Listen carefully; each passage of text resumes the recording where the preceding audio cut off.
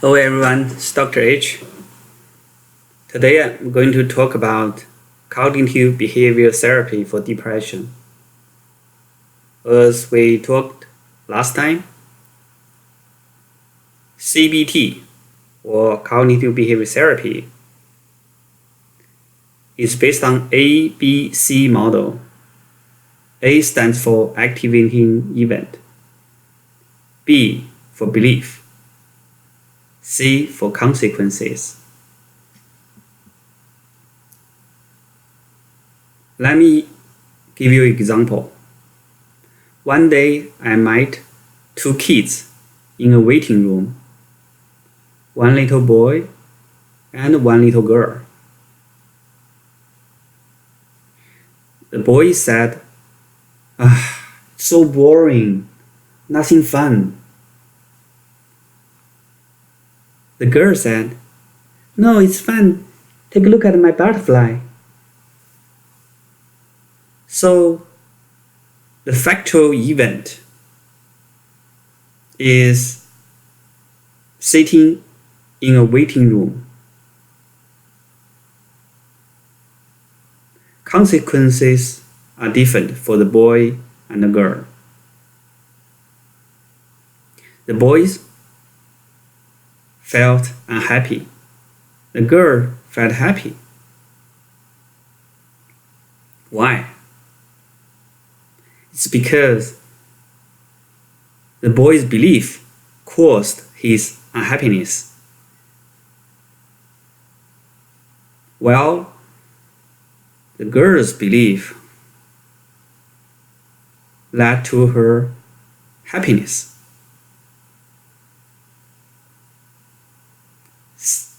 Both kids had the same acting event, but they had two different consequences. The reason is they have different belief. They have different belief on what is about sitting in a waiting room. This is an example for ABC model. Cognitive behavior therapy is built on this model.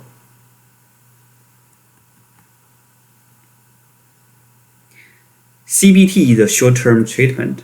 Its goal is to change patterns of our behavior. It changes the way we feel. It changes our way of dealing with emotional problems. CBT focuses on testing of belief in our brain. Typically, it has 1 or 2 sessions per week, and each session lasting about 30 to 15 minutes.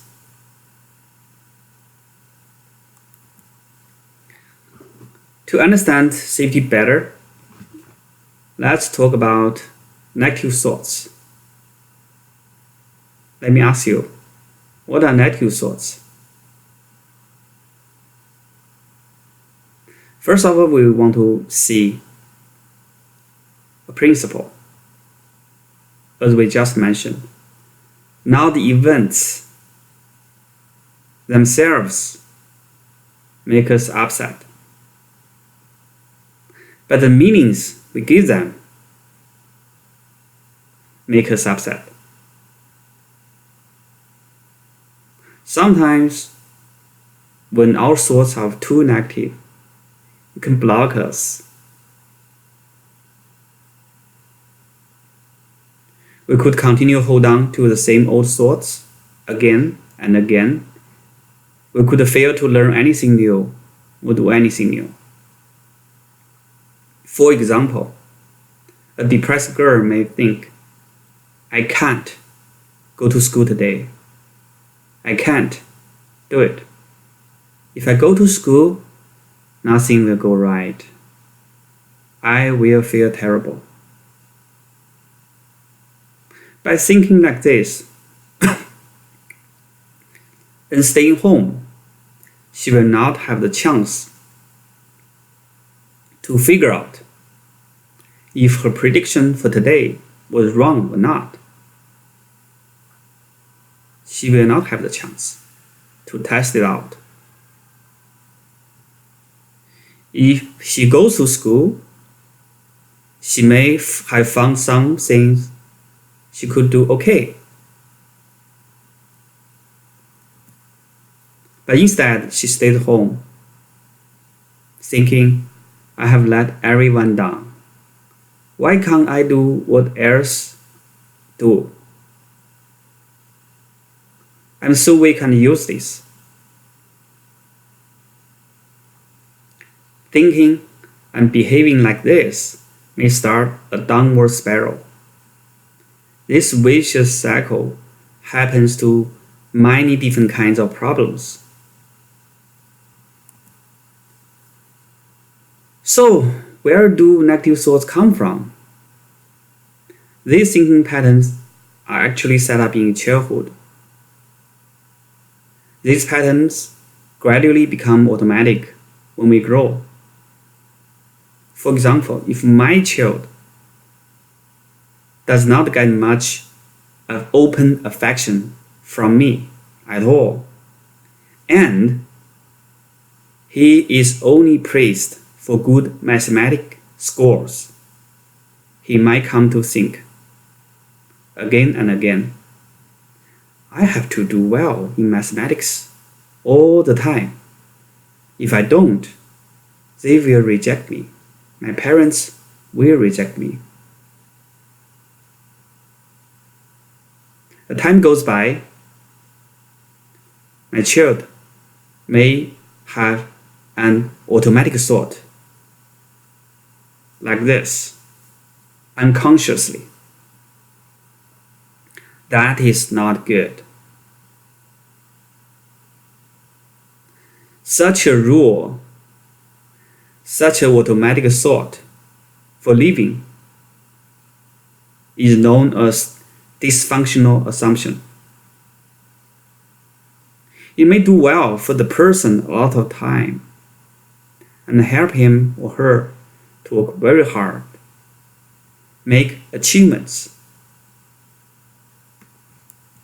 But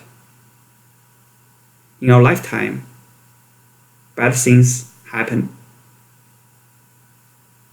And they always can come when we don't expect them.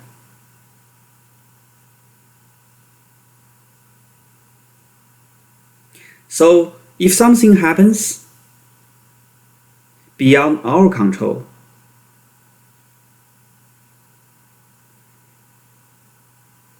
and if the person happened to have developed dysfunctional assumption, when failure comes,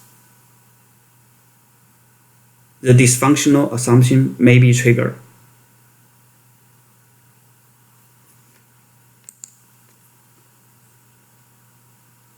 The person may then begin to have automatic thoughts like, I have completely failed. No one will like me. I cannot face any of them. This is based on the thinking patterns that are set up in our childhood. By the way, this also tells us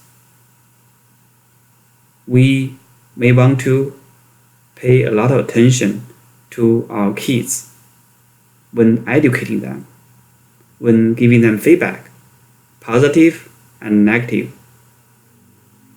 We may want to think twice about how to give positive or negative feedback.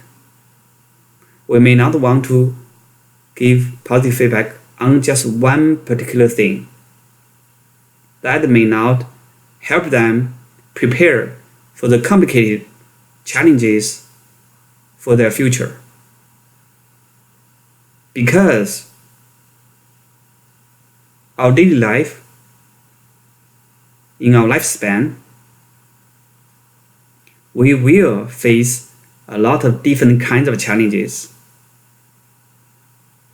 we will need to prepare ourselves for those good and bad things, all kinds. Doing excellent in one aspect of life may help us achieve something great, maybe great, but it may now carry us through difficult times. So that's some principle we may want to think twice when educating our kids. Okay, let's come back to our introduction.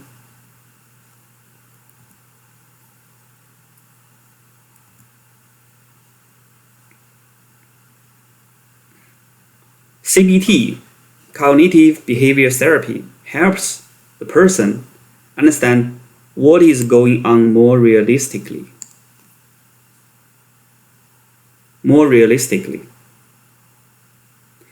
It helps him to get around our automatic thoughts. With assistance from CBT, we could go ahead and test our assumptions, our thoughts more often. Are they facts? Is my today's thought fact? Is my thought too negative? Is my thought real, 100% truth? We could go ahead and test them out. CBT would encourage a depressed person to examine real-life experiences. Like, I could say, if I go to school, I'll see what happens. It may be positive, it may be negative. I will go out today to test it out.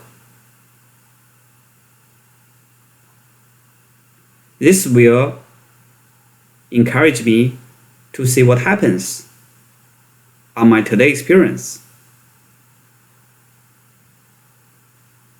And CBT also encouraged me to check other people's situations.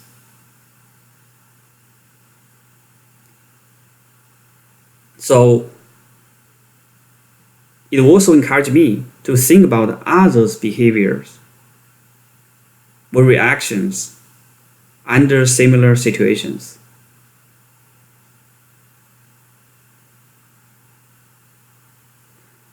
Finally, this person may be able to test out what others think,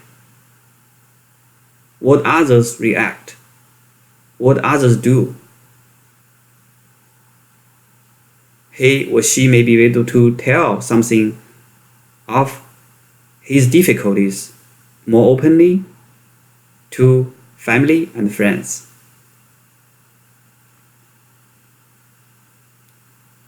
This is all. Thanks for watching my video. If you like my video, please subscribe to the right on the icon. Your subscription can help other people in need. Thank you.